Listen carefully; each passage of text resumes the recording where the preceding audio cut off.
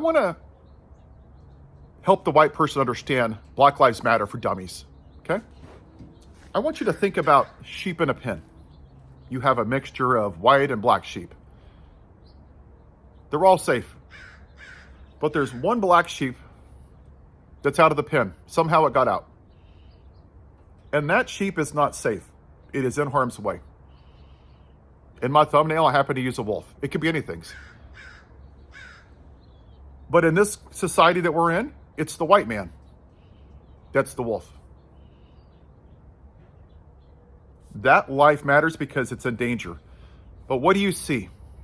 The white sheep in this country, the MAGA, what about me? All lives matter. White lives matter.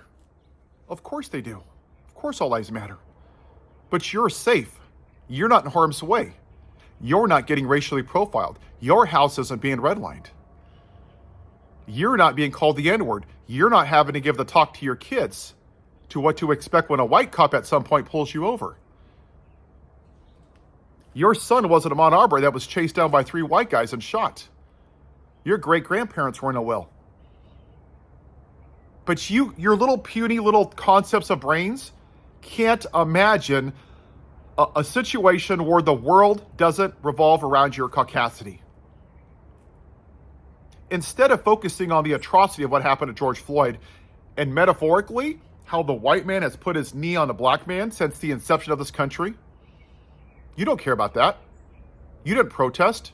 You stood by in your privilege and found a way to be the victim. So what you did was you ignored the 93% of peaceful protests. Millions of people in this country stood up and said, this is enough. But not you. You had to be the victim.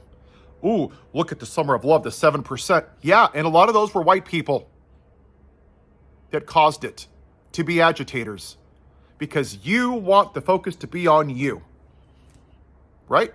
How many people get triggered by Black History Month? Why in the hell would you get triggered by Black history? See, because you don't know history, or if you did, you don't care. Did you know that 1.2 million African Americans died in the Middle Passage? That the bull sharks followed the slave boats over and actually ate the bodies? Did you know that? No, you didn't, right? Because that would offend your whiteness. Did you know that black people were put in vats of sugar and then when they didn't listen, they got whipped in addition to that? Thousands of them were put in trees while white people went to church? Did you know about that? But you don't care. That's the problem. The only piece of history you care about is the Second Amendment. You don't care about the 3/5 clause or that this country was designed for white people or that black people weren't even citizens in the 1860s when the Supreme Court ruled. See, that's the problem. You don't want to actually see history, which is why the plantation owner, the Orange Clan leader, the convicted felon, by the way, because you care so much about law and order, took away black history out of the Smithsonian. Why? Because your white feelings are being hurt by actual history. Why do you think they took out CRT and DEI and you worship a racist podcaster? He was a shitty human being, okay? He was. He asked for the execution of Joe Biden. He said Kamala Harris wasn't black. He said she was the black Hillary, that black people are taking white jobs, the great white replacement theory. He was a shitty human being. Over 40,000 people die every year from gun violence. They all had fucking families. So spare me your white bullshit.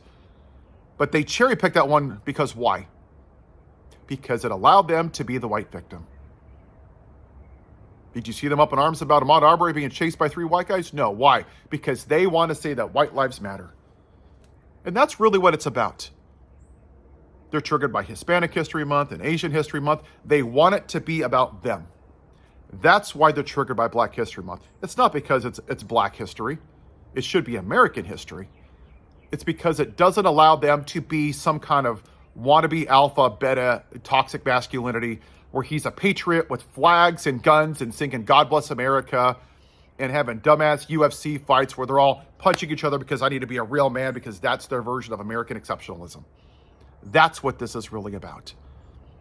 And until we come to grips with that, it's not going to matter if a Democrat or Republican is in the White House or in the Congress or the Senate, because that's what's really wrong with this country. Look at the cities, the mayors. Black, primarily. Racial profiling, people that aren't white. Stephen Miller's basically a Nazi. Says he wants 100 million people in this country, white. That's what Black Lives Matter means. And until more people that look like me say this, then we're never going to be a great country. And for those of you that still think that this was a great country, for who? What year? Huh? The Middle Passage? The Trail of Tears? Wounded Knee? Lynchings?